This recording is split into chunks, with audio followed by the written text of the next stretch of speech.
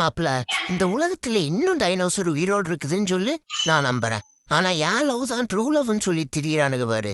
இவனுங்களெல்லாம் நான் நம்பவே மாட்டேன் மாப்பிள. இந்த கருமத்துக்கு கடைசி வரைக்கும் தனியாவே தத்தளிச்சுட்டு போயிடலாண்டோய். இந்த குள்ள கத்திரிக்காவை அவங்க அப்பன் டிராயிங் கிளாஸ்ல சேர்த்துட்டு என் உயிரை வாங்குறான். நாயை வரைய சொன்னா நாய் மேலேயே வரைஞ்சுட்டு இருக்குது பாருங்க. இதெல்லாம் எங்க போய் உருப்பட போகுது? மற்றவங்களுக்கெல்லாம் இந்த டிராஃபிக் ஜாம்ல மண்டகண்டெல்லாம் சூடாகி போயிருக்கு. ஆனா நான் பார்த்தீங்களா, இந்த டிராஃபிக் ஜாம்ல தான் உட்காந்து குழுகுலுன்னு தின்னுட்டுக்கிறேன். அடே டிரைவரே, ஒரு 10 நிமிஷம் அப்படியே நிப்பாட்டு. மொத்த மரத்தையும் தின்னு போட்டு வரேன், அப்புறம் பொறுமையே போகலாம். இந்த இடம் தான் உட்கார்றதுக்கு வசதியா இருக்குது. இவன் ஆஃபீஸ் போறதுக்கு முன்னாடி இப்படி உட்காந்து வசூல் பண்ணாதான் கொடுத்துட்டு போவான். இல்லைன்னா நாய் பையன் ஏமாத்தி போடுவான். வசூல் பண்றதுக்கு இந்த வசூல் ராஜா வானமேகன் எந்த எல்லைக்கு வேணா போவான்டா. எப்படி வசதி? ஸோ இவன் மேல இருந்து செவனேன்னு இல்லாம என்னை வேற கீழே தள்ளி விட்டான் சண்டைக்கு. எனக்கு சண்டை போடவும் தெரியாது, ஒன்றும் தெரியாது.